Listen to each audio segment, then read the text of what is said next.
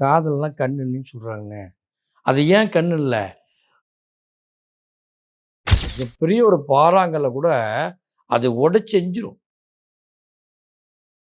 எப்படி இருக்கணும்? நம்ம எந்த மாரி நடந்துக்கணும்?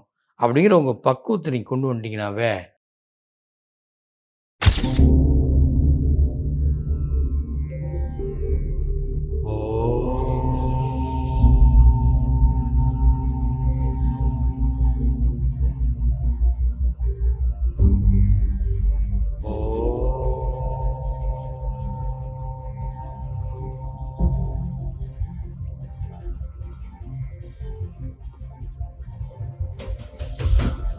இல்ல நமக்குள்ள இந்த அன்பு, காதல் வரணும்னா, நம்ம என்ன செய்யணும் புரியுதுங்களா?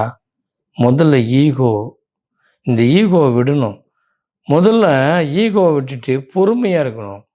அன்போடு சாதிக்கணுங்கிற எண்ணம் வேணும். அததாங்க சித்தர்கள் அழகா சொன்னாங்க. "அன்பே சிவம்னு" சொன்னாங்க. அன்புக்குள்ள தான் சிவமே இருக்குன்னு சொல்றாங்கன்னா, நீங்க அப்போ உங்களுக்கு ஒண்ணு புரியும். அன்புக்குள்ள தாங்க இறைவனே இருக்கிறான்னு சொல்றாங்க. அதாங்க அன்பே சிவம். அப்படிப்பட்ட ஒரு ரகசியம் தாங்க அந்த காதல். காதல் வந்ததுன்னா, கண் இல்லைன்னு சொல்லுவாங்க. நம்ம நினைக்கிறோம்ல, காதல்னா கண் இல்லைன்னு சொல்றாங்க. அது ஏன் கண் இல்ல? அவைங்க மற்ற எதையுமே நினைக்க மாட்டாங்க. அந்த அன்புக்குள்ள மட்டும் ஒரு இன்வால்வ்மென்ட்டா அப்படி ஒரு எனர்ஜி கிடைக்கும். அந்த ஒரு ஞான சக்தி தாங்க அந்த காதல். கல்ல கூட உடைச்சிரும். மிகப்பெரிய ஒரு பாறாங்கல்ல கூட அது உடைச்சு எஞ்சிரும். அவ்வளோ சக்தி உடையது அந்த அன்பு.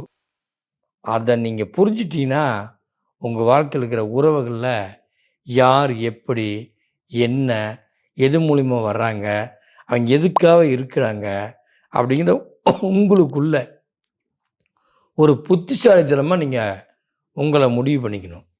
அப்பப்போ யார்ட்ட பழகணும், யார்ட்ட பழகக்கூடாது, எப்படி இருக்கணும், நம்ம எந்த மாரி நடந்துக்கணும், அப்படிங்கிற உங்க பக்குவத்த நீங்க கொண்டு வந்துட்டீங்கனாவே, உங்க வாழ்க்கை மிகப்பெரிய மாற்றத்துக்கு வருங்க.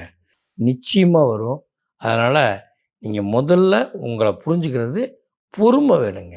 பொறுமையும், அன்பு இருந்துட்டா அற்புதமான வாழ்க்கை வாழலாம்.